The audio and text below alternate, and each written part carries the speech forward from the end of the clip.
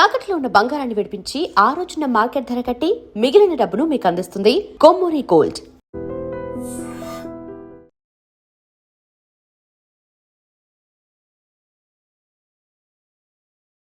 Welcome to iDream. ఫిబ్రవరి 28న ప్రారంభమైన వార్ అది వార్గానే ఉంటుందా లేదు వరల్డ్ వార్గా మారుతుందా అనే అంశంపై మనతో మాట్లాడడానికి retired wing commander Anish Antony గారు ఉన్నారు. ఆయన అడిగి ఈ వార్ ఇక్కడితో ఆగి ఉందా లేదు ఇది భారతదేశానికి ఏమైనా ఎఫెక్ట్ అవుతున్న విషయాన్ని సార్ తెలుస్తుంది. సార్ నమస్తే అండి. నమస్కారం అండి. సార్, ఫిబ్రవరి 28న ప్రారంభమైంది. అది ఇరాన్ అండ్ అమెరికాకి ఇజ్రాయెల్కి కనిపిస్తుంది, కానీ ఇది మనకేమైనా ఎఫెక్ట్ అవుతుందా? ఎందుకంటే ఇప్పటికే గ్యాస్ మీద కానీ మిగతా విషయాల మీద మనం ఎఫెక్ట్ అవుతున్నాం కాబట్టి ఇది మనకి ఎఫెక్ట్ ఎంతవరకు అవుతుంది? దీంతోపాటు ఈ వార్ ఎక్కడితో ఆగుతుందా లేదు వరల్డ్ వార్గా మారే అవకాశం కనిపిస్తుందా? మీకు పర్టికులర్గా మీకు డ్రోన్ల మీద ఎక్కువగా ఎఫెక్ట్ ఉంది కాబట్టి ఇప్పుడు ఇరాన్ వారు ప్రయోగిస్తున్న డ్రోన్ల మీద ఎంత పడుతుంది, అది ఎలక్ట్రికల్ దీని మీద ఎంత వస్తుంది, అది ఒకవేళ ఇప్పుడు ఇజ్రాయెల్ మీద పడినప్పుడు కానీ దీంట్లో కొన్ని ఫెయిల్ అవుతున్నాయి కాబట్టి నిన్ను కూడా వాళ్ళు చెప్పారు అబ్రహం లింకన్ దీని మీద వేసామని. అక్కడ కూడా కాలేదు, సక్సెస్ అవ్వలేదు వాళ్ళు అంటున్నారు, అయ్యిందని వీళ్ళు అంటున్నారు. వీటి మీద ఉన్న మీకు అవగాహన? సో ఫస్ట్లీ అండి, మనకు మిడిల్ ఈస్ట్ సార్, ఉన్న దీనికన్నా చెప్పే ముందు ఒక్కసారి మీ ఫ్యామిలీ బ్యాక్గ్రౌండ్, మీరు కార్గిల్ దీంట్లో కూడా ఎఫెక్ట్ ఉంది కాబట్టి అక్కడ మీకు బాగా నచ్చిన ఒక సంఘటన చెప్పండి. ఫ్యామిలీ బ్యాక్గ్రౌండ్ గురించి నేను ఐ బిలాంగ్ టు హైదరాబాద్ అండి. పుట్టి పెరిగింది ఇక్కడే అండి. నేను ఒక 4th జనరేషన్ ఆర్మీ పర్సన్ అని చెప్పొచ్చండి. మా గ్రాండ్ ఫాదర్స్ నుంచి ప్రతి జనరేషన్లో ఎవరో ఒకరు ఆర్మీలో ఎయిర్ ఫోర్స్లో ఉన్నారండి. ఇన్ఫ్యాక్ట్ 1971 వార్ అయినప్పుడు మా ఫాదర్ వాళ్ళ ఇద్దరు బ్రదర్స్, ఒక అతను ఆర్మీలో జాయిన్ అయ్యారు, ఒక అతను నేవీలో జాయిన్ అయ్యారు. దాని తర్వాత మా father also is from auditor generals ఆఫీస్లో పనిచేసేవారు అనమాట. దాని తర్వాత జనరేషన్లో నేను జాయిన్ అయ్యాను, ఎయిర్ ఫోర్స్లో జాయిన్ అయ్యాను. ఆ గ్యాప్ ఫిల్లింగ్ అనేది అయిందండి అక్కడ. సో ఎయిర్ ఫోర్స్లో కమిషన్ అయిన తర్వాత I was commission to helicopter stream అండి. సో 98లో కమిషన్ అయ్యాను, 99లో కార్గిల్ వార్ అయింది. అండ్ అప్పుడు నేను పోస్టెడ్గా ఉన్నాను అక్కడ. Lot of good sorties, flew a lot towards the Kargil conflict. Kargil అయిన తర్వాత నా పోస్టింగ్ లే అయిందండి. అక్కడ సియాచెన్లో ఫ్లయింగ్ చేశాను ఆల్మోస్ట్ ఫర్ 2 years. సియాచెన్లో ఫ్లయింగ్ చేసిన తర్వాత ఇక్కడ మనకు హకీంపేట్లో స్టాఫ్ పైలట్గా ఇన్స్ట్రక్టర్గా వచ్చానండి ఇక్కడ. ఓకే సార్, కార్గిల్లో మీకు బాగా మెమరబుల్ విషయం చెప్పండి. కార్గిల్లో జనరలీ ఎవరైనా వార్లో ఉన్నారంటే వాళ్ళు వార్ గురించి మెమరీస్ అంత మంచి మెమరీస్ ఉండవండి. బట్ స్టిల్ నాకు తెలిసినంత వరకు ఐ థింక్ నేను చాలా మా సీనియర్స్తో మాట్లాడుతుంటామండి. వాళ్ళు ఏమంటారంటే బ్యాడ్ మెమరీస్ అయినా కానీ చెప్పాల్సింది అవసరం. ఎందుకంటే అప్పుడే పబ్లిక్కి మీరు ఎంత సాక్రిఫైస్ చేశారో అని ఒకటి గుర్తింపు ఉంటుంది. అండ్ వాళ్ళకు కూడా మీరు చేసిన సాక్రిఫైస్ వాళ్ళకు తెలుస్తుంది. సో కార్గిల్ అనే ఒక సంఘటన మన ఫుల్ పర్స్పెక్టివ్ చేంజ్ చేసేస్తుందండి. ఒక మనిషి లైఫ్ పర్స్పెక్టివ్ చేంజ్ చేస్తుంది. 21 years ఆఫ్ ఏజ్లో మీరు చుట్టుపక్కల ఉన్న అందరూ చనిపోతున్నారు. ఒక కాజ్ కోసం, ఒక పర్సనల్ ఇంటెంట్ కాకుండా ఒక నేషన్ కోసం ఫైట్ చేసే మీకు ఒక ఛాన్స్ దొరుకుతుంది. మీ యొక్క మాటపై మనుషులు చావడానికి రెడీగా ఉంటారు, రైట్? అలాంటి ఒక బాధ్యత మీ పైన ఉంటుంది. సో దోస్ ఎక్స్పీరియన్సెస్ ఏమో చాలా లెర్నింగ్ ఎక్స్పీరియన్సెస్ అండి. They were experiences were Pakistani soldiers were sitting on the top mountain పైన కూర్చున్నారు. ఆ మౌంటైన్ 16,000-17,000 feet హైట్లో ఉంటుందండి. అక్కడ గాలి పీల్చడం చాలా కష్టం, నడవడం చాలా కష్టం, రైట్? సో అక్కడ వాడు పైన కూర్చున్నాడు, పైన కూర్చొని మనకు కింద చూసి వాడు ఫైర్ చేస్తున్నాడు అనమాట. సో డేలో మీరు క్లైమ్ చేయలేకపోతారు, ఎందుకంటే వాడు చూస్తున్నాడు కదా పైనుంచి కూర్చొని కొడుతున్నాడు.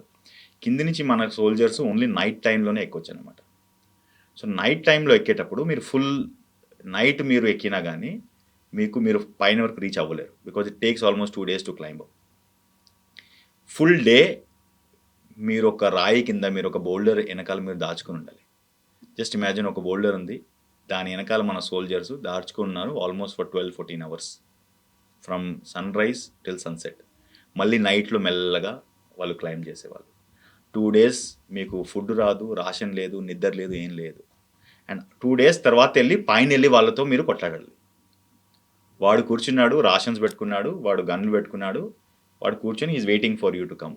మీరు 2 days without sleep, without food మీరు పైకి ఎక్కి 16,000 feetలో అండ్ ఫైనల్ అక్కడ వెళ్ళి అసాల్ట్ చేయాలి.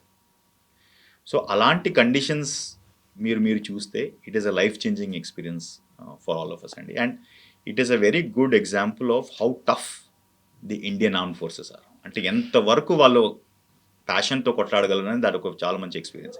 సార్ ఆ ఎపిసోడ్లో మీ రోల్ ఏంటండి? So I was in helicopters అండి, and our role was to so go in pickup casualty evacuation అనేది చాలా ఇంపార్టెంట్ రోల్ ఒకటి.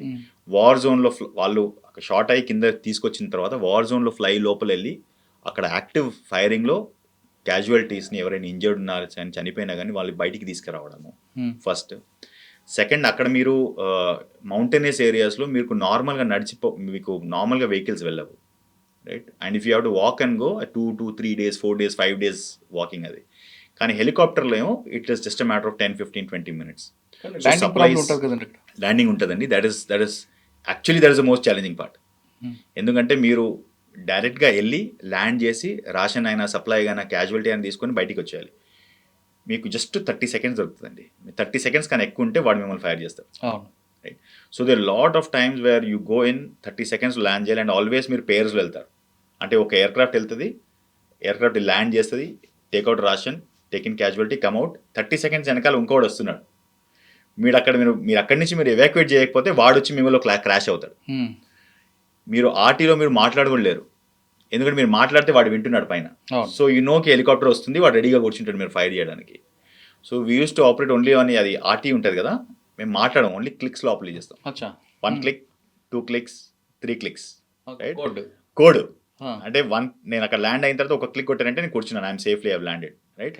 వాడు 30 seconds వెనకాల వస్తున్నాడు, మీరు 30 seconds ఇంకా డిలే అంటే వాడికి ఇప్పుడు స్టార్ట్ అవుతుంది, ఎందుకంటే వాడు రావాలి కదా. సో 2 clicks కొడతాడు. 2 clicks అంటే బాబు బయలుదేరు, నేను ఆల్మోస్ట్ క్లోజ్ ఉన్నాను. 3 clicks కొట్టాడు అనుకోండి, బాబు నువ్వు అక్కడే కూర్చో, నేను వెళ్ళిపోతున్నాను. అంటే బేసికలీ ఈ can't come and crash on him కదా. సో వాడు టేక్ ఆఫ్ చేస్తూ వీడు ల్యాండ్ చేస్తున్నా అంటే క్రాష్ అవుతుంది. సో వాడు 3 clicks అంటే నువ్వు అక్కడే కూర్చో, నేను వెళ్ళిన తర్వాత మళ్ళీ సర్కిల్ కొట్టి మళ్ళీ వస్తాను, దాని తర్వాత నువ్వు బయలుదేరని. So these are provisions, challenging techniques that we use without coming into enemy. And also మేము ల్యాండ్ చేసేటప్పుడు అంటే మీకు స్నోలో ఎనిమీ ఫైర్ ఆర్టిలరీ షెల్ వచ్చి పడింది అనుకోండి, ఒక బ్లాక్ మార్క్, బర్న్ట్ మార్క్ వస్తుంది గ్రౌండ్లో. సో మెనీ టైమ్స్ మేము వెళ్ళి ల్యాండ్ చేసేటప్పుడు అంతా వైట్ క్లీన్గా ఉంటుంది, తిరిగి వెళ్ళి టేక్ ఆఫ్ చేసి వెళ్ళేటప్పుడు మీకు వెనకాల మీకు బ్లాక్స్ అంటే he's trying to hit you in the air. Sir స్నోలో మీకు జీరో విజిబుల్ వస్తుందండి? స్నోలో విజిబిలిటీ ఉంటుందండి, బట్ ప్రాబ్లం ఎప్పుడు అవుతుందంటే ఇప్పుడు మీకు ఫుల్లీ క్లౌడీ కండిషన్స్ ఉన్నాయనుకోండి, మీకు పింగ్ పాంగ్ బాల్ ఎఫెక్ట్ అని అంటారు. అంటే మీకు కింద గ్రౌండ్ కూడా వైట్గా ఉంది, పైన మీకు క్లౌడీ కూడా ఉంది, వైట్గా ఉంది. So it is like flying inside table tennis ball. So అప్పుడు మీరు రైట్కి వెళ్తున్నారా లెఫ్ట్కి వెళ్తున్నారా మీకు రెఫరెన్స్ ఏం లేదు కదా.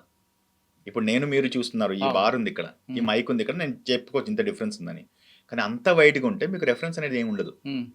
Flying becomes extremely challenging. And అక్కడ కావాల్సిన స్కిల్ మీకు ఎక్కడ దొరకదండి. మీకు ఎయిర్క్రాఫ్ట్ చూస్తే కూడా Himalayas are the highest mountains in the world. కానీ మేము ఫ్లై చేసే చీతా హెలికాప్టర్ ఏదో, it was not made for Himalayas, it was made by French for Alps, okay, which height is much lower. సో మనము అదే ఎయిర్క్రాఫ్ట్ని మనం హిమాలయాస్లో ఫ్లై చేసేటప్పుడు మనకు అబ్సల్యూట్ థ్రెషోల్డ్ ఎండ్లో మేము ఫ్లై చేస్తున్నాం అనమాట. దాంట్లో ఒక మీకు మార్జిన్ ఆఫ్ ఎర్రర్ కూడా ఇంత కూడా లేదు. దేవర్ సమ్ హెలిప్యాడ్ కాల్డ్ అమ్మర్ అని మనకు సియాచెన్లో. ఆ హెలిప్యాడ్కు ఇక్కడ ఎడ్జ్ ఉందంటే ఆ ఎడ్జ్ ఆ మౌంటైన్ టాప్ అటుపక్కన పాకిస్తాన్ అన్నాడు, right?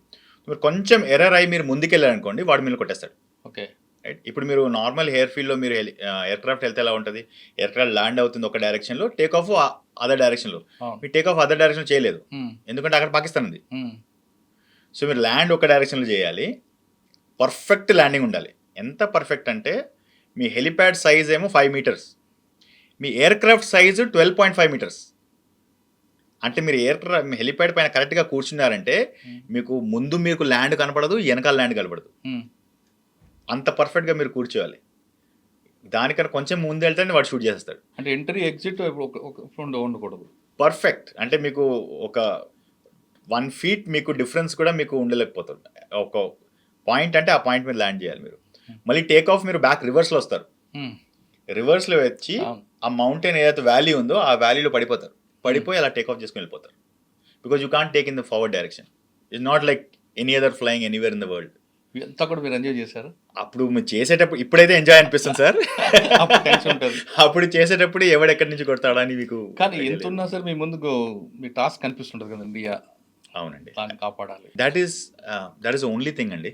Which keeps you going. అంటే మీకు అంత రిస్క్లో మేము ఈ ఎయిర్క్రాఫ్ట్ని ప్రొడ్యూసర్స్ ఫ్రెంచ్ వాళ్ళు అనమాట. They are the original equipment manufacture, OEM అంటారు, ఫర్ చేతక్ చీతా హెలికాప్టర్స్. వాళ్ళు ఒకసారి మాతో ఫ్లయింగ్ వచ్చారు, అంటే మీరు అక్కడ చేస్తారు కదా సియాచెన్లో, మాకు చూడాలని.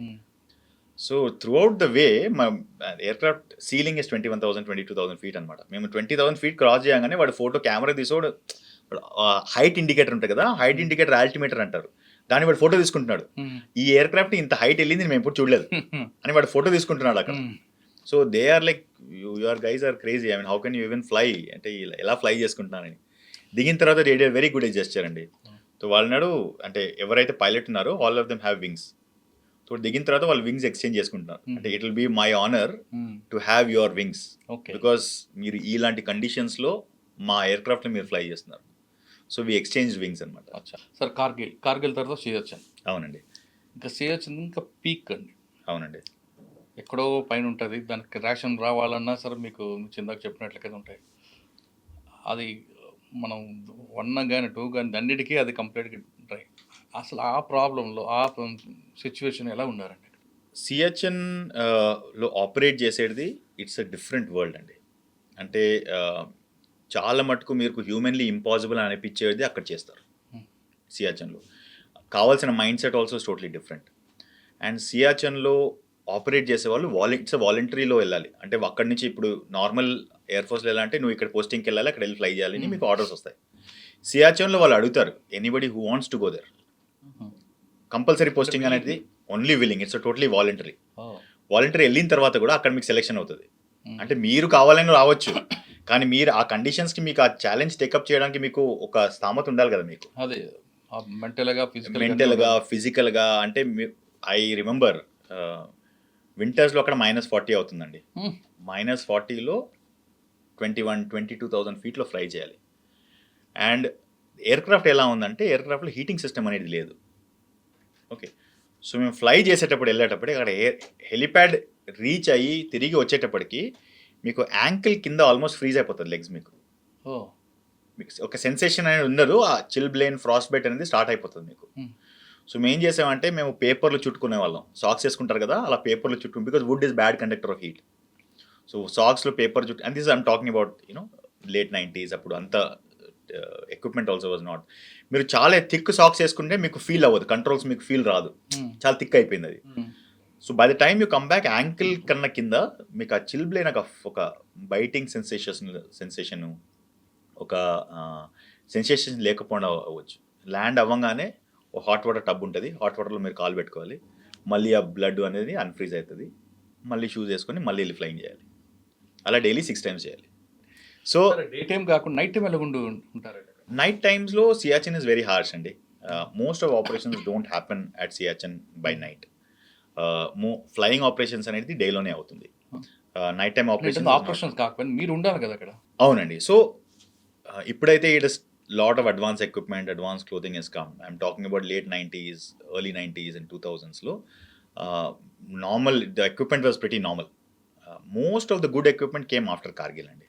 కార్గిల్ అనేది expose to lot of our limitations. అది కమ్యూనికేషన్ పరంగా అయినా కానీ, క్లోత్స్ అయినా కానీ, ఎక్విప్మెంట్ అయినా కానీ, it expose lot of limitations. ఆ లిమిటేషన్స్ అనేది 99 to 2004 మధ్యలో చాలా మటుకు మనం ఫుల్ఫిల్ చేసాం. దానివల్ల ప్రీఫాబ్రికేటెడ్ హట్స్ అని వచ్చాయి, విచ్ వర్ ఇన్సులేటెడ్ హట్స్. లోపల వెళ్ళి ఒక బుకారి పెట్టుకున్నానంటే ఇట్ ఇస్ గుడ్. సార్ అక్కడ మీకున్న ఒక బ్యాడ్ ఎక్స్పీరియన్స్ చెప్పండి. కార్గిల్లో గుడ్ ఎక్స్పీరియన్స్ ఉంది కదా, బ్యాడ్ ఉంటుంది కదా ఖచ్చితంగా ఉంటాయి. అంటే గుడ్ ఎక్స్పీరియన్సెస్ మేము బ్రతికి బయటకు వచ్చేసాం, that is a very good experience. అంటే చాలా మంది అంటారు మీరు అంత చేశారు కదా మీకు మెడల్ దొరకారంటే, బాబు మేము వచ్చేసాం కదా సేఫ్లీ, అదే పెద్ద మెడల్ మాకు, దానికన్నా ఇంకో మెల్ల వి డోంట్ లుక్ ఎట్ అని. ఓకే, కానీ one experience was very interesting experience అండి. అంటే మీకు సియాచెన్లో ఆ హైట్స్లో మీరు 11-12 o'clock తర్వాత మీరు ఫ్లై చేయలేరు, ఎందుకంటే విండ్స్ చాలా హెవీగా పికప్ అవుతుంది. ఎయిర్క్రాఫ్ట్ డే అండి, డే మధ్యాహ్నం. ఆల్ సార్టీస్ ఏమో ఎర్లీ మార్నింగ్ అవుతాయి, అంటే సన్ రైజ్ సార్టీస్ అవుతాయి. మీకు సన్ రైజ్ అవుతూ మీరు టేక్ ఆఫ్ చేసేయాలి. 11 o'clock అంతా మీకు క్లోజ్ అవుతాయి, ఎందుకంటే విండ్స్ చాలా పికప్ అవుతాయి.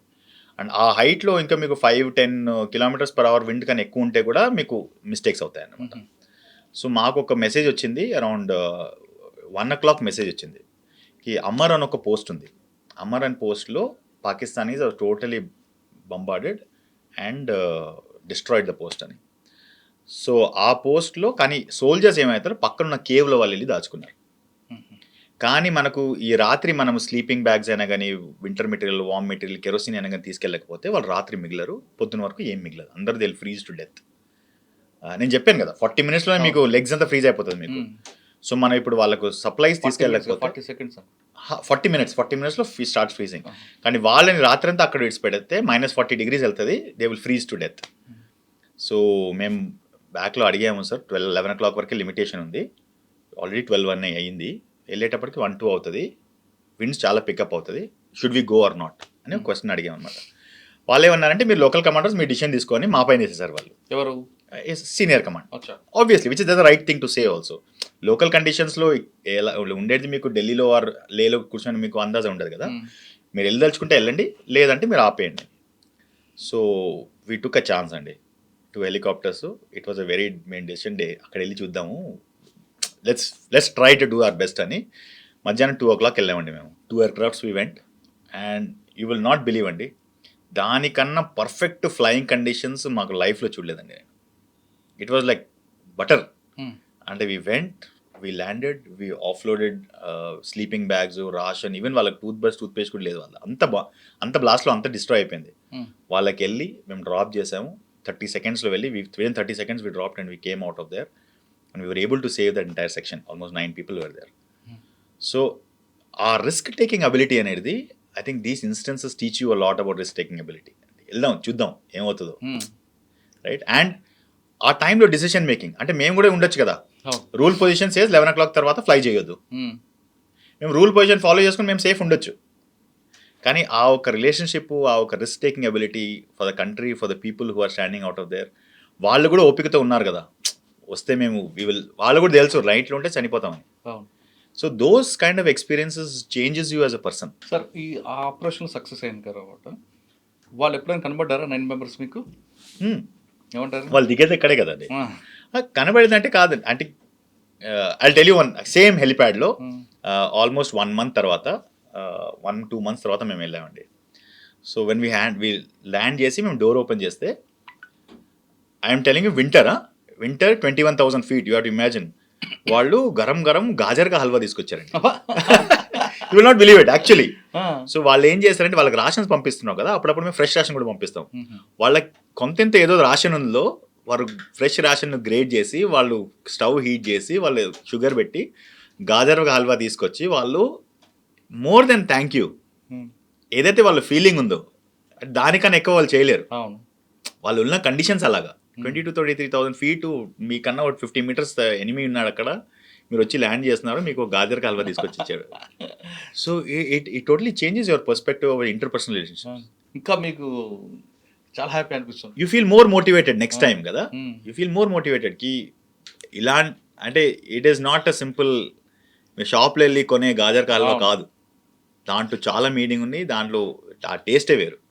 వాళ్ళు మనసు పెట్టి ఉంటారు. అది అంటే వాళ్ళ ఒక గ్రాటిట్యూడ్ అనేది, వాళ్ళ లైఫ్ సేవ్ చేసిన గ్రాటిట్యూడ్ అనేది ఆ టేస్ట్లో ఉంది. అవును. ఓకే, సియాచిన్లో ఒక ఎక్స్పీరియన్స్. తర్వాత ఎటు వచ్చారు? లే కాదండి, సియాచిన్ ఇస్ లే ఉండండి. సో లే is the main base. Siachen is two close to Pakistani border. So దానివల్ల బేస్ ఎప్పుడు కొంచెం వెనకాలే ఉంటుంది, వాళ్ళు షెల్స్కి వచ్చినా కానీ వాళ్ళకు బ్యాక్లో ఉంటుంది. తర్వాత ఎటుకు వచ్చారు? సో అక్కడి నుంచి వచ్చింది మనకు హకీంపేటలో వచ్చానండి. సో హకీంపేటలో all of these experience increases, మీ స్కిల్ లెవెల్ చాలా పెరిగిపోతుంది. సో దాని తర్వాత typically they give you high skill requirement. And హకీంపేటలో హెలికాప్టర్ ట్రైనింగ్ స్కూల్ అని ఉంది. అక్కడ we train new pilots to fly. So అక్కడ 3-4 years ఉన్నానండి అలా హకీంపేటలో, helping cadets, helping new trainees learn helicopter flying అని. అక్కడ స్టాఫ్ పైలట్గా వచ్చాను నేను అక్కడ ఫర్ 3 years. దాని తర్వాత I changed track and I move to UAVs, drones. So బటిండాలో 3001 స్క్వాడ్ అనుకుంటుంది. So change to drones, and drones అక్కడ 3-4 years ఉన్నానండి డ్రోన్స్లో. And that is a time where India early drones వచ్చిందనమాట ఇండియాలో. So there I learn to become a pilot in drones. అక్కడి నుంచి I move back to air force academy again as an instructor. Fresh new కెడెట్స్ని train చేయడము, వాళ్ళని motivate చేయడము, వాళ్ళ flying నేర్పించడము. Air force academy ఉంది కదండి డిండిగల్లో, హైదరాబాద్లో. సో అక్కడ I came in as a instructor there. Sir మీరు డ్రోన్లో వెళ్ళేసరికి ఫస్ట్ ప్రాజెక్ట్ ఏముంది, మీరు అందులో బయటకు వచ్చేసరికి మరి ఎంత అప్గ్రేడ్ ఉన్నాం? డ్రోన్ టెక్నాలజీ అనేది it is changing every 6 months అండి. అంటే అడ్వాన్స్మెంట్స్ అనేది బికాస్ ఆఫ్ టెక్నాలజీ అనేది, because of computers, because of advancements of AI అనేది, drone technology is one of the fastest evolving technology in the world today, right? ఎందుకంటే drone అనేది endurance లేదు. There are some drones which can fly for 40 hours. అంటే మేము air ఫోర్స్లో ఉన్నప్పుడు 40 hours is the సాటీ also a drone can fly. Human being 40 hours fly చేయలేడు కదా. సో హ్యూమన్ బీయింగ్స్ ఉన్న లిమిటేషన్స్ డ్రోన్ వల్ల వెళ్ళిపోతాయి అవి, right? So and the amount of sensors, amount of, so one of the most unergonomic part of, ergonomic అంటే one of the biggest limitation to a certain extent in the aircraft is can be the human being also in certain instances, right? So ఆ limitations అనేది drone తీసేస్తాయి. అండ్ మీరు 75 kgs 100 kgs human being తీసేసి దాంట్లో 100 kg ఎలక్ట్రానిక్స్ని పెడితే it's definitely lot more productive కదా. ఇప్పుడు లేటెస్ట్ ఏముందండి? సో డెవలప్మెంట్స్ అవుతూ ఉన్నాయండి. ముందేమంటే, అండ్ డ్రోన్స్లోనే వేరియస్ కేటగిరీస్ ఆఫ్ డ్రోన్ ఉంటాయి. మిషన్ పట్టు ఆ కేటగిరీని యూజ్ చేస్తారనమాట, right? So they are hand held drones also, right? అంటే చేతి నుంచి లాంచ్ అవుతాయి, చేతిలో పట్టుకోవచ్చు. There are tactical drones. Small ఆర్మీలో వాడు ఇట్స్ పెడతాడు, పైన ఫ్లై అవుతుంది, ముందు ఏముందో తెలుస్తుంటుంది వాడికి. అది స్మాలెస్ట్ ప్రాక్టికల్ డ్రోన్స్. దెన్ దేవర్ లార్జర్ డ్రోన్స్, ఎక్కడ వాళ్ళకు 20,000 feetలో ఉంటుంది. అది 10 hours 12 hours ఫ్లై చేయొచ్చు. 100-200 kilometers వరకు ముందు వెళ్ళొచ్చు, వాళ్ళకి అడ్వాన్స్ వార్నింగ్ ఇవ్వచ్చు. దెన్ మేల్ అంటారు, మీడియం ఆల్టిట్యూడ్ లాంగ్ ఎండ్యూరెన్స్, అంటే 25,000-30,000 feetకి వెళ్తుంది. లాంగ్ ఎండ్యూరెన్స్ 40-50 hours స్కైలో ఉంటుంది అది, రైట్? దెన్ హేల్ అంటారు, హై ఆల్టిట్యూడ్ లాంగ్ ఎండ్యూరెన్స్. అది మళ్ళీ 40,000 feetలో it can stay for hours and hours and days together in the air. Then weaponize drone అంటారు. వెపనైజ్ డ్రోన్లో, ఈ డ్రోన్స్లో ఏంటంటే వెపన్స్ పెడతారు, రైట్? ఆ weapons, then intelligence and surveillance reconnaissance drones ఉంటాయి, ISR, only intelligence surveillance reconnaissance. ఏ target, ఏ మూవ్మెంట్ ఎక్కడ ఉంది పైనుండి వాడు చూస్తూనే ఉంటాడు. సో అలా వేరియస్ టైప్స్ ఆఫ్ డ్రోన్స్ ఉంటాయి. ఇప్పుడు swarms are coming, right? Swarms అంటే 500, 1000, 2000 drones at a single point of time. Drone technologies అంటే your creativity, imagination is the limitation. Technology పరంగా ఏదైనా చేయొచ్చు, కానీ మీరు క్రియేటివిటీ యూజ్ చేసుకొని దాన్ని ఎలా యూజ్ చేస్తున్నారో that is only limitation for drones today. Sir ఇందులో కూడా సూసైడ్ బాంబర్ లాంటివి వస్తుంటాయి, నిజమేనా? అవునండి, దాన్ని కామికాజీ డ్రోన్స్ అంటారు. అంటే ఆ డ్రోన్స్ ఇప్పుడు presently Iran is using that only కదా. సో కామికాజీ డ్రోన్ అంటే దాంట్లో ఒకసారి ఫ్లై అయ్యిందంటే it will be around 200 kgs ఉంటుంది ఆ డ్రోన్. దాంట్లో 50 kg ఎక్స్ప్లోజివ్ ఉంటుంది. అది టేక్ ఆఫ్ చేస్తుంది, టార్గెట్ పైన వెళ్ళి క్రాష్ అయిపోతుంది. క్రాష్ అయినప్పుడు ఆ 50 kg ఎక్స్ప్లోజివ్ బర్స్ట్ అవుతుంది. So that is a kind of drone which is being use by Iran ఇప్పుడు. సార్ ఇరాన్ చూద్దాం. ఇప్పుడు జరుగుతున్న వారం February 20th స్టార్ట్ అయింది.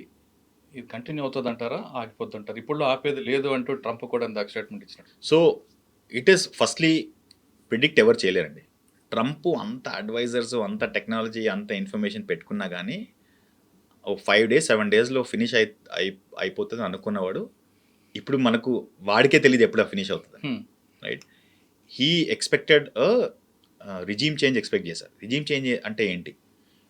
మీ కంట్రీ లీడరు నా మాట వినట్లేదు, వాడిని తీసేసి నా మాటని వినేవాడిని పెడతాను. మీరు దాంట్లో ఎంత ఇంగ్లీష్ యూజ్ చేసుకున్నా కానీ, ఎంత మీరు చెప్పుకున్నా కానీ ఫైనల్ అయ్యేది అది.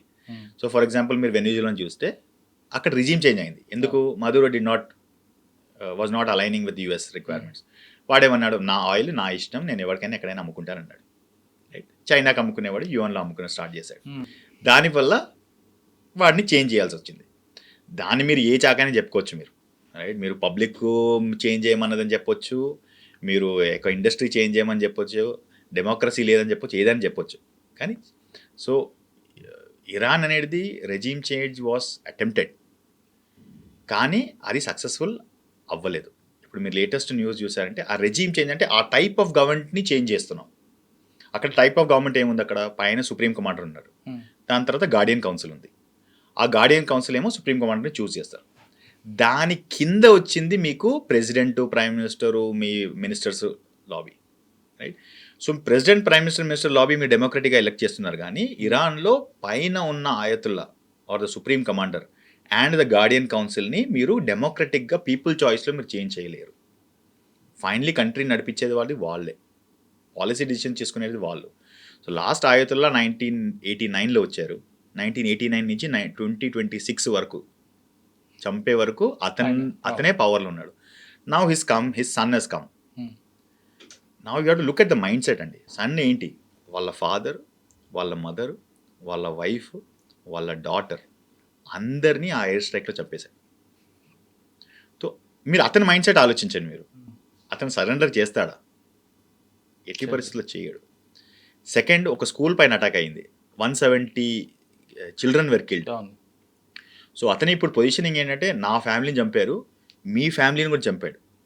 సో ఇరాన్ అనేది సరెండర్ అయ్యే పరిస్థితి దగ్గరలో లేదు. సెకండ్, వాళ్ళు కూడా అసలు యుద్ధం ఇప్పుడే స్టార్ట్ అయింది అంటున్నారు కదండి. అవునండి, వాళ్ళు ఈ యుద్ధం కోసం 20 yearsగా వాళ్ళు ప్రిపేర్ అవుతున్నారు. వాళ్ళు గల్ఫ్ వార్ 1ని చూశారు, ఇరాక్ వార్, గల్ఫ్ వార్ 2ని చూశారు, వాళ్ళు ఆఫ్ఘనిస్తాన్ని చూశారు, వాళ్ళంతా చూసి నేర్చుకుంటున్నారు 20 yearsగా. అండ్ ఈ వార్ కోసం వాళ్ళు 20 yearsగా ప్రిపేర్ అవుతున్నారు. వేరియస్ కాన్ఫిగరేషన్స్ని వాళ్ళు ఆల్రెడీ ట్రైఅవుట్ చేసేసుకున్నారు. వాళ్ళకి ఏం రాబోతుందని తెలుసు వాళ్ళకి.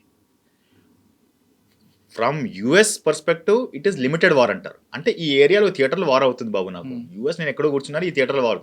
కానీ for Iran it is total war. And unlike many countries, centre of gravity అంటారు. సెంటర్ ఆఫ్ గ్రావిటీ అంటే మెనీ కంట్రీస్లో మీ కంట్రీ ఏదైతే హెడ్ ఉన్నాడో వారు సెంటర్ ఆఫ్ గ్రావిటీ, రైట్? మీరు వాడిని తీసేస్తే ఫుల్ అంత everything around that will collapse. ఇలాగా వెనిజులాను మధురోని తీసేశాడు. ఇరాన్లో that center of gravity is divided in multiple almost 7 partsలో డివైడ్ ఉంది. మీరు ఒక్క ఫుల్ తీసేస్తున్నా కానీ 6 parts మీకు యాక్టివేట్ ఉంటుంది. సో ఇరాన్లో మీరు కన్వెన్షనల్ వార్లో వెళ్తే అది అయ్యే పని కాదు, బికాజ్ ఎవ్రీ కమాండర్ ఇండిపెండెంట్లో వాడు కొడుతున్నాడు, రైట్? సెకండ్లీ, మీరు ఇరాన్ స్ట్రక్చర్ చూస్తే కూడా పైన ఏదైతే Guardian council and supreme commander ఉన్నారో వాళ్ళ ఒక సపరేట్ ఆర్మీ ఉంది, దాన్ని రిపబ్లికన్ గార్డ్స్ అంటారు. కింద ప్రెసిడెంట్ ఏదైతే ఉన్నాడో వాడికి సపరేట్ ఆర్మీ ఉంది, normal army, right? And both have got separate systems. ఏదైతే మిసైల్స్, డ్రోన్స్ ఏదైతే ఉన్నాయో అది రిపబ్లికన్ గార్డ్ దగ్గర ఉంది. వాళ్ళైతే గివప్ చేయరు. కింద ఆర్మీ ఉన్నా కానీ వాళ్ళు మాత్రం గివప్ చేయరు. And their orders are very clear. మన పైన అటాక్ అయిందంటే this is the format that will follow. We will pick out all. First step 1 ఏంటి, చీప్ డ్రోన్స్ని యూజ్ చేస్తాడు. చీప్ డ్రోన్స్ యూజ్ చేసి ఎంత అవుతుందో అంత వాడు గల్ఫ్లో కొడతాడు. ఫస్ట్ అమెరికన్ బేసెస్లో కొడతారు. దాని తర్వాత ఏదైతే సిటీస్ ఉన్నారో, సిటీస్లో ఏదైతే డౌట్ ఉందో వాళ్ళని కొడతారు. These are 15 lakh 20 lakh drones. దాన్ని ప్రతి డ్రోన్ని కౌంటర్ చేయడానికి అమెరికా ఈజ్ యూజింగ్ 1.2 million అంటే 10 కోట్ల యాంటీ డ్రోన్ మిసైల్ని వాడుతున్నాడు, రైట్? సో వాడు ఏం చేస్తున్నాడు, ఈ డ్రోన్స్ని వాడు యూజ్ చేస్తూ ఉంటాడు. అంతా ఎక్స్పెండ్ అయిన తర్వాత that is when the main equipment will come out. ఇప్పుడంతా చీప్ క్వాలిటీ వాడుతున్నాడు. ప్రస్తుతానికి అయితే అలాగే అనిపిస్తుందండి. 20,000 these drones are $20,000, $10,000, $15,000, $20,000. America use చేసే మిసైల్, ప్రతి missile is almost 1 million, 1.2 million, right? America ఇప్పటికీ estimation is that 7 lakh crore rupees worth of equipment has already been used up by America. ఇప్పుడు నిన్న ఈ న్యూస్ ఇంతే, మీరు 5 రిఫ్యూలర్స్ని, ఎయిర్ టు ఎయిర్ రిఫ్యూలర్ ఎయిర్ క్రాఫ్ట్ని వాడు కొట్టాడు. ఎందుకు refueller, what is importance of that? ఇప్పుడు చూస్తే అది చాలా ఇంపార్టెంట్ అది. ఎందుకంటే you don't have an aircraft which can take off from Israel, hit Iran and go back.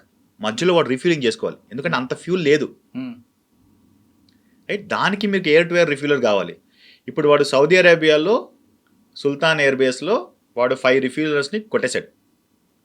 So aircraft coming from Israel cannot refuel in the air and hit Iran anymore, ఎందుకంటే మధ్యలో రిఫ్యూలింగ్ capacity లేదు కదా.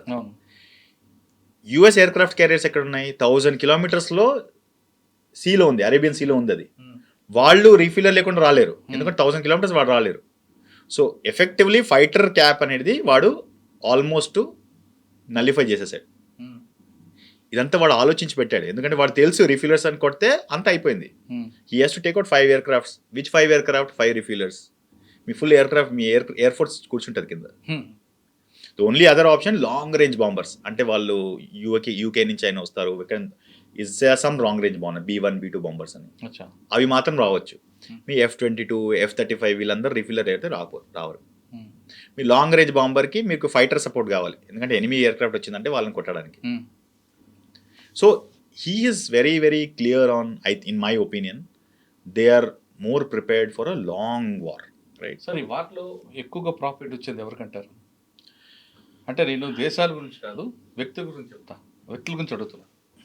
అంటే ఇప్పుడు arms ఎవరు supply చేశారు, machinery ఎవరు supply చేస్తున్నారు, ఆ కంపెనీల వరకు ఎక్కువ లాభం అనుకుంటారు కదా. You have to take a step back అండి, right? What is the biggest export item for India, right? IT service around I think $270 billion ఏదో మనము ఎవ్రీ ఇయర్ ఎక్స్పోర్ట్ చేస్తాం. That is India's export. Gulf, Middle East, what is the largest export item for Middle East? Oil, crude oil, gas, whatever it is. Now, what is the largest export item for America? ఇండియాలో మీకు largest export item is IT and IT services. So అక్కడ consumption అవుతుంది. ఎక్కడ IT సర్వీస్ని కొంటున్నారు మనుషులు, వాళ్ళు మీరు ఎక్స్పోర్ట్ చేస్తున్నారు. గల్ఫ్లో export item is oil. Oil మీకు ఎవ్రీథింగ్ నడపాలంటే మీరు ఆయిల్లోనే నడపాలి. Consumption of oil is there around the world. అది వెహికల్స్ అయినా కానీ, కార్స్ అయినా కానీ, ఏదైనా కానీ కాన్సెప్ట్. ఆర్మ్స్, వెపన్స్ అండ్ ఆర్మినేషన్ని కన్జంప్షన్ అవ్వాలంటే ఏం అవ్వాలి? ఫార్ అవ్వాలి, right? So for a defence industry to be active and functioning and contributing to that economy, ఎందుకంటే వాళ్ళు ఎక్స్పోర్ట్ చేస్తేనే వాళ్ళు డబ్బులు వస్తున్నాయి, that's contributing to the economy. తప్పనిసరిగా మీకు at any point of time మీకు 2 వార్స్ నడవాలి. అంటే ప్రస్తుతం ఉన్న పరిస్థితిలో మీకు ఎక్కడైనా 2 వార్స్ నడిస్తేనే ఆ ఇండస్ట్రీ అది రన్నింగ్గా ఉంటుంది. వార్స్ అనేది క్లోజ్ అవుతే అక్కడ ఎక్స్పోర్ట్ రాదు, right? So what is the format ఏంటంటే 2 వార్స్ అవుతాయి. ఆ వార్స్కి అమెరికా ఏం చేస్తుంది, వాళ్ళు డబ్బులు ఇస్తారు. డబ్బులు పెట్టి మేము ఈ వార్ సపోర్ట్ చేస్తున్నామని వాళ్ళు వార్స్ ఎక్విప్మెంట్ అంతా అక్కడ పంపిస్తారు, right? So that money is coming from America and going to American defence industry, right? And circulate అవుతూ ఉంటుంది అది. కానీ మీరేమడుతారంటే ఆ డబ్బులు ఎక్కడి నుంచి వస్తున్నాయి సార్ అమెరికా దగ్గర? ఎక్కడి నుంచో డబ్బులు వచ్చి వాళ్ళు వెపన్స్ కొంటున్నారు కదా, అది ఆర్మ్స్ కంపెనీ నుంచి వస్తాయి. వాడు ప్రింట్ చేస్తున్నాడు. America is just printing money because international currency is dollar కదా. ఇప్పుడు నేను మీకు ఇండియాలో ఒక పెన్ను కొనాలంటే నేను మీకు ₹10 ఇస్తాను, మీరు నాకు పెన్ ఇస్తారు. అదే పెన్ నేను ఇంటర్నేషనల్ కొనాలంటే నేను డాలర్ ఇస్తే వాడు పెన్ ఇస్తాడు. అది డాలర్ ఎందుకుంది? అది why is not rupee, why is not yuan, why is not pound, why is not euro? ఎందుకంటే dollar is the international currency. ఇప్పుడు మీకు ఇంటర్నేషనల్ కరెన్సీ డాలర్ ఉండాలంటే మీకు దానికి డిమాండ్ ఉండాలి. సో దానివల్ల ఏం చేశారంటే ఎక్కడ ఎవ్వరు oil, and which is the biggest bought item in the world is oil. The largest consumption item, traded item in the world is oil.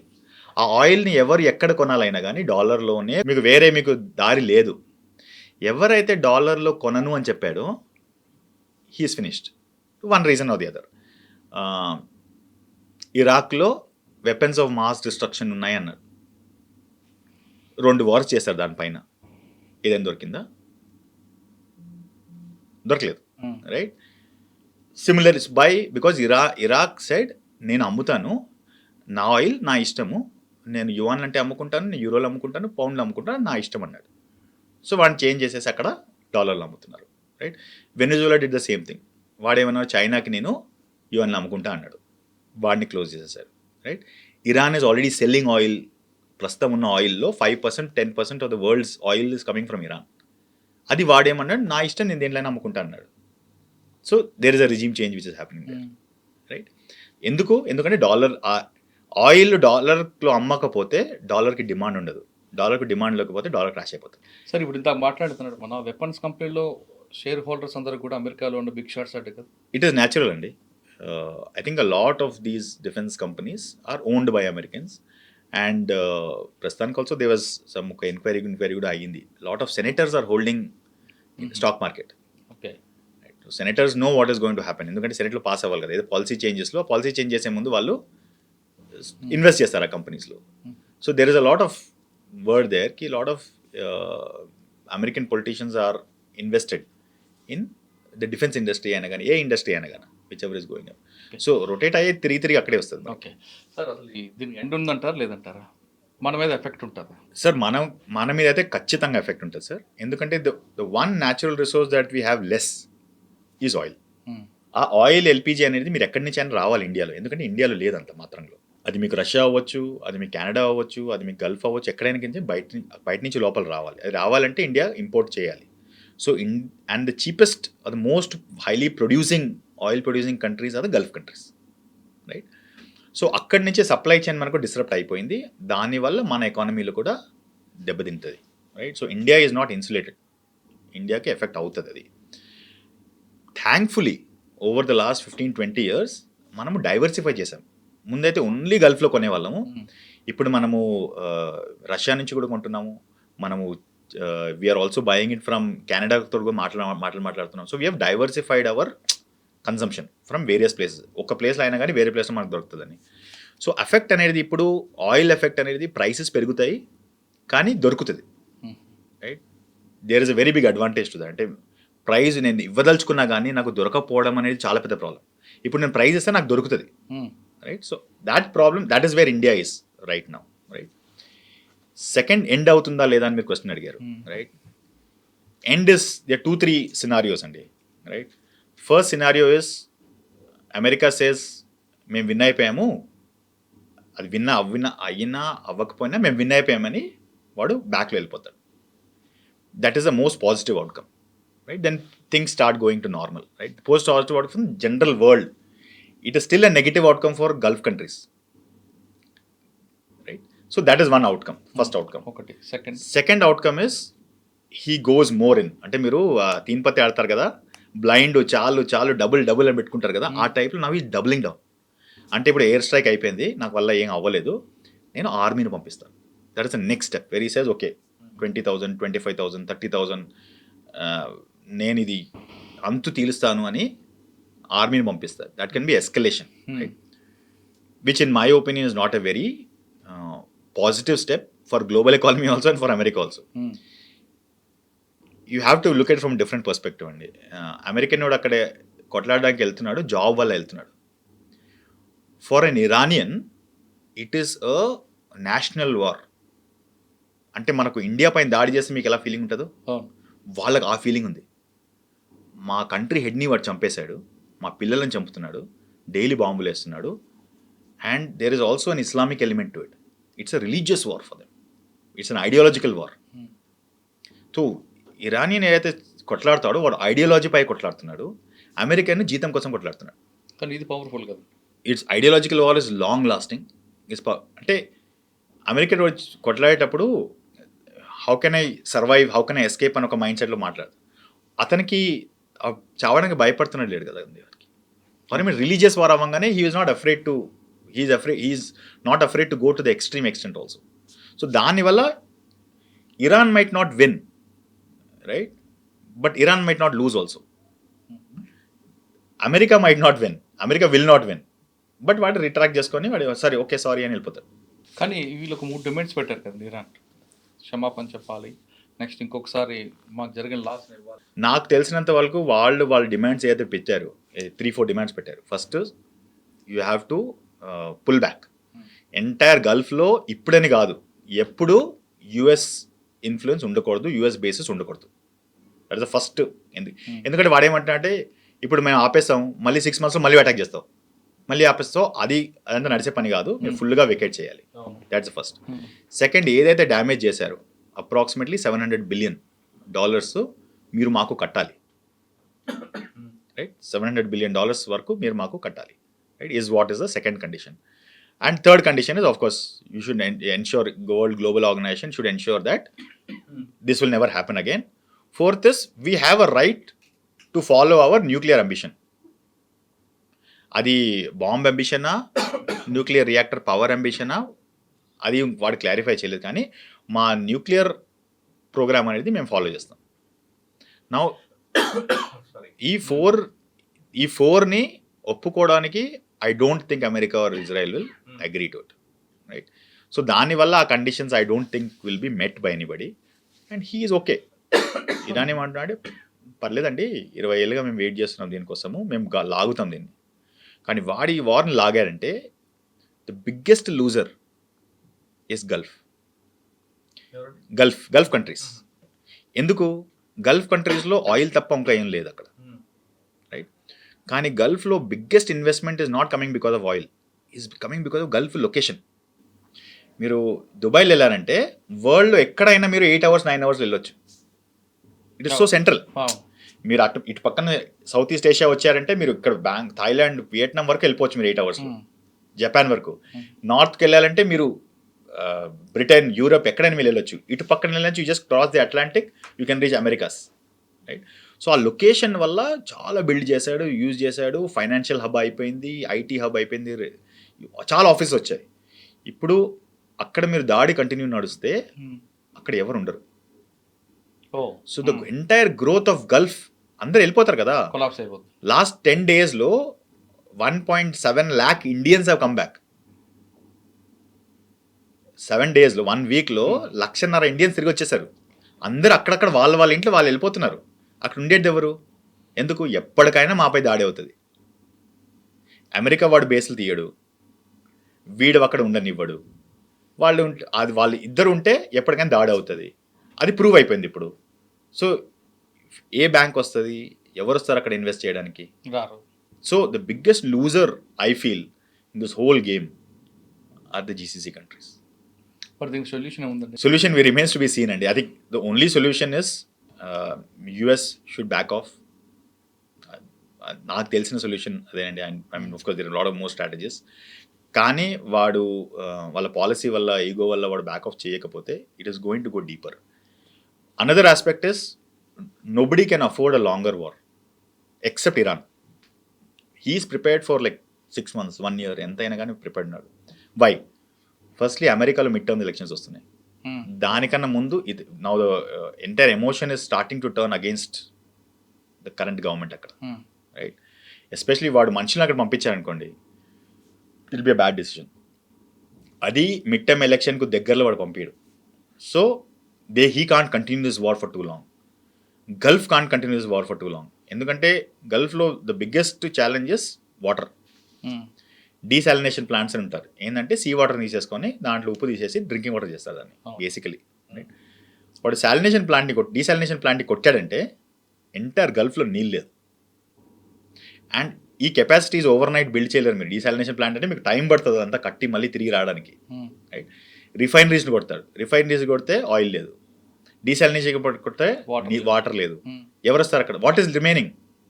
There is no food growing, your location is compromise, nobody will come back because ఎప్పటికైనా వీడు missile. So Gulf will not want an extended war.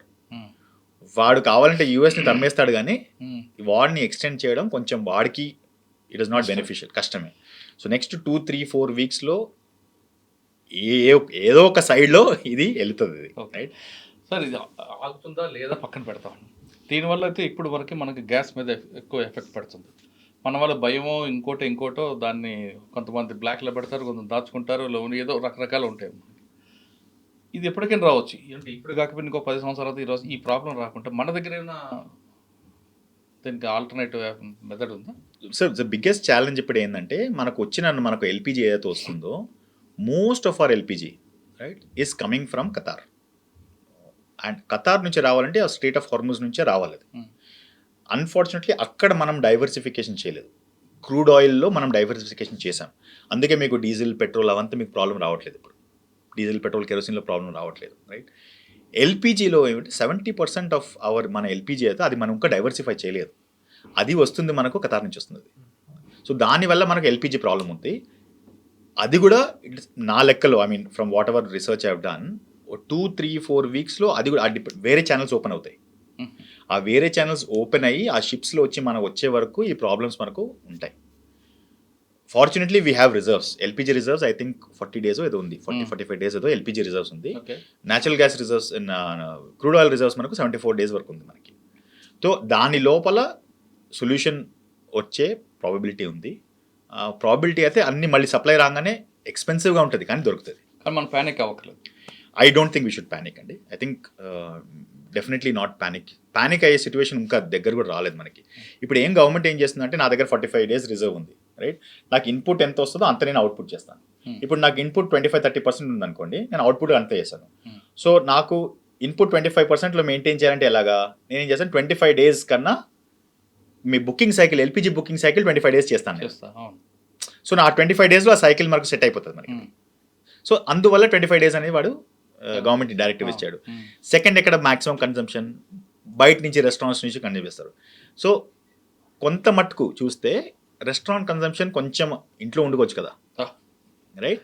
So రెస్టారెంట్లో వెళ్ళి తినడం అంటే కొంతమందికి చాలా compulsion. ఎందుకంటే somebody is coming from out side, staying here, bachelors ఉన్నారు, పని చేస్తున్నారు, సింగిల్ ఉన్నారు, వాళ్ళకు కుకింగ్ అనేది వాళ్ళకి అంత కన్వీనియంట్ కాదు. There are hostels, there are messes అవి ఉన్నాయి.